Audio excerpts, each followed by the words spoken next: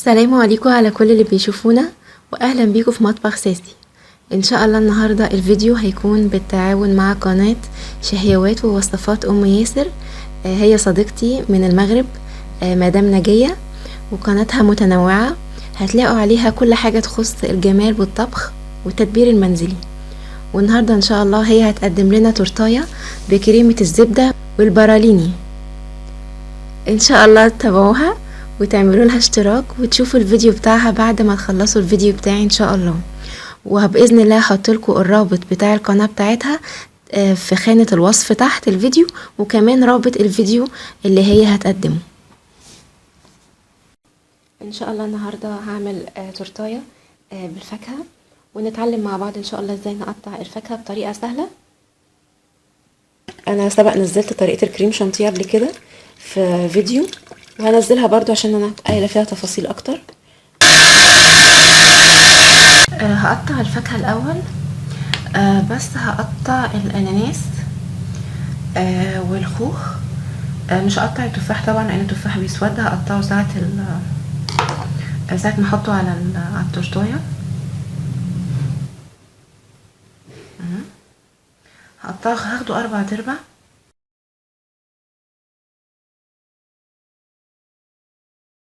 ميه الكمبوت دي انا اخدتها وحطيت عليها، زودت لها سكر عشان اعمل بيها سيرب اللي هشربه للسبونج. وحطيت كمان نص كوبايه من عصير الكمبوت، ونص كوبايه من الاناناس، ونص كوبايه من عصير الخوخ. حطيتهم على بعض وحطيت عليهم نص كوبايه سكر على النار ودوبتهم مع بعض. هستخدمهم كسيرب،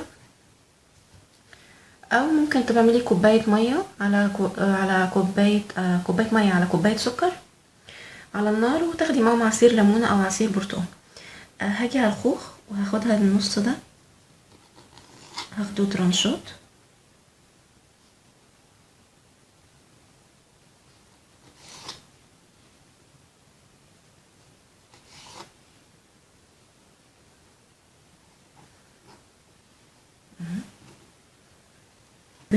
ده جيلي تلميع، او شايفين يا جماعه شكله عامل ازاي؟ جيلي تلميع على البارد، هو المفروض يبقى على السخن عشان نحطه على الفاكهه، لكن انا ما لقيتش على السخن، فانا عندي على البارد، فاضطريت طبعا مضطر ان انا استخدمه عشان التفاح ما يسودش وكده. بزود له شويه ميه واقلبه.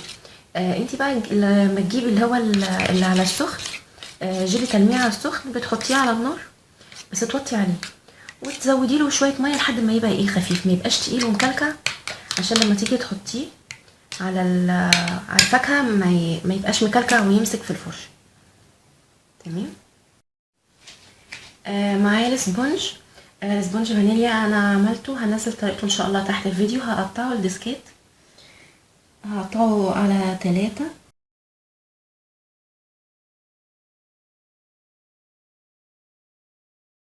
حطيت اول ديسك. انا بحب اشتغل دايما التورتايه جوه القالب. هشربها السيرب اللي انا قلت عليه. على فكره ممكن تستخدمي اللي هو عصير التفاح بتاع العلب العادي، ممكن عصير عنب، اي حاجه من الانواع المعلبه، اي حاجه تكون سيرب يكون مسكر، بس نشربها كويس عشان تدي طعم حلو. الديسك الواحد بياخد 75 جرام سيرب. ممكن تحطيه في بخاخه وتبخي بيه بدل ما تشتغلي كده يعني بالفرشه. حط كريم شانتيه،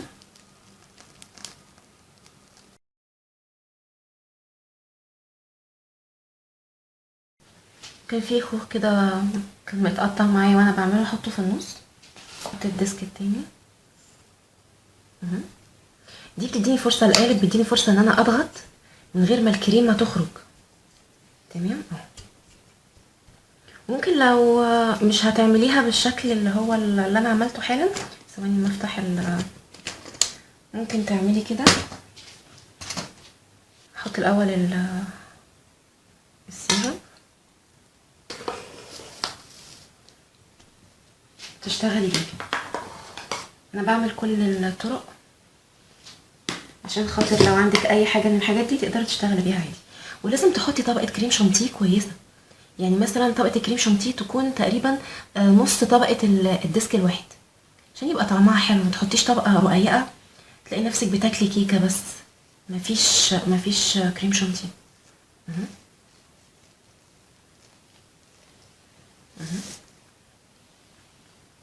يبقى تجيبي طبق زي ده وتحطيه تحتها، اوكي، عشان تعرفي تلفيها بسهوله.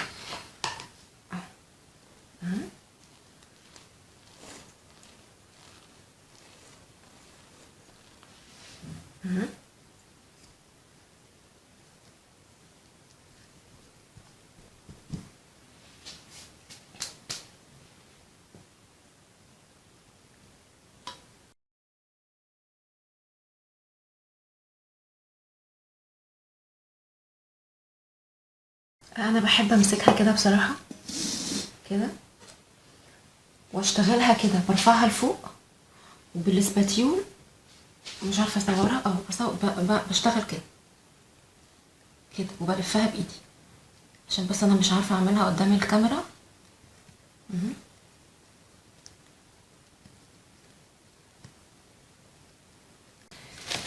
دي قاعدة التورتة.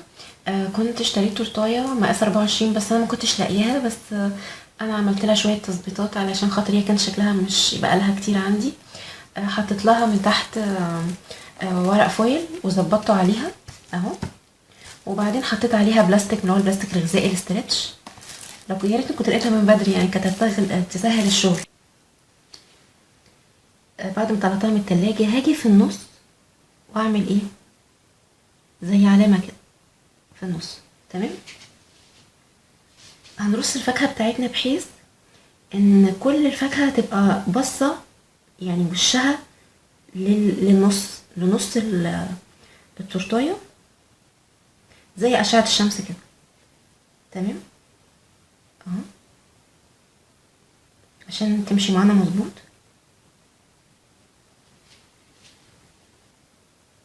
تلت الاناناسية تبقى نايمة على تلت الاناناسية اللي فوقها، اوكي، من التلت كده يبقوا ايه فوق بعض.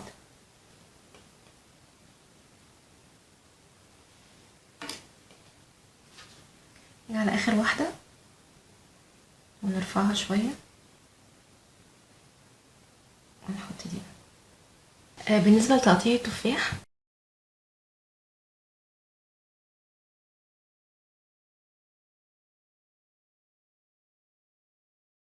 دين السمك اهي سلايس خفيف.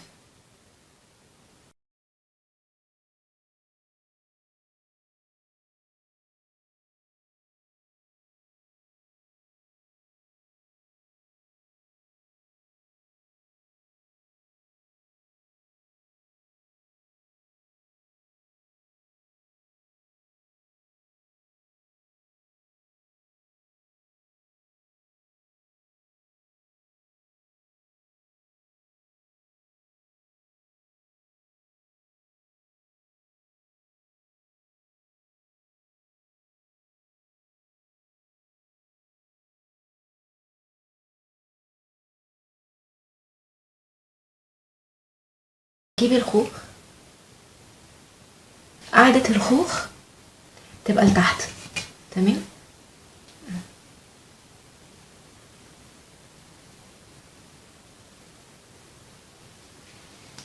والخوخ برضو يتحط برضو نفس من اخره هنا باصص للنص عشان كله يطلع مظبوط.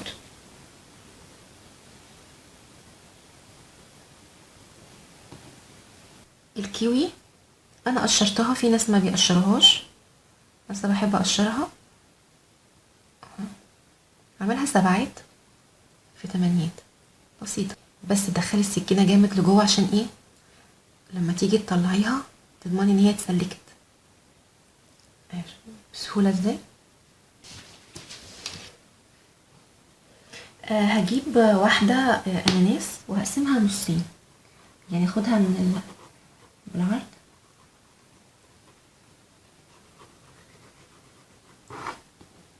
تمام، اقوم فاتحاها من هنا وفاتحاها من هنا. ودي تاخديها كده من هنا وتلفيها كده زي الوردة. اوكي اهي. احط كريز جواها.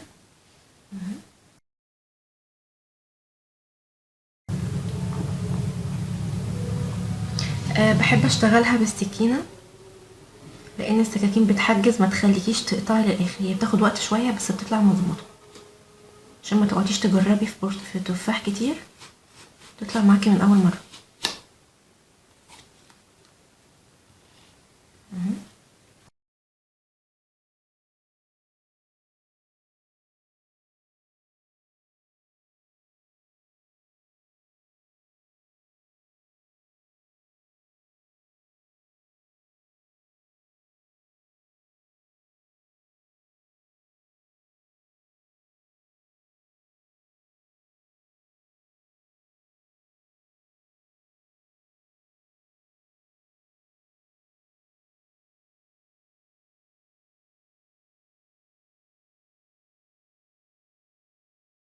هجيب الجيل التلميع واكمل الباقي.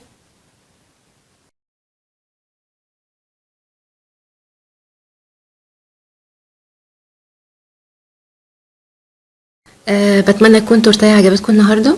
وان شاء الله هنزل تورته البلاك فورست سابقه وعملتها قبل كده، هي كلها شوكولاته، عشان يبقى عملنا الاتنين. هنزلها تحت الفيديو ان شاء الله. وما تنسوش تعملوا لنا لايك وشير واشتراك في القناه. باي باي.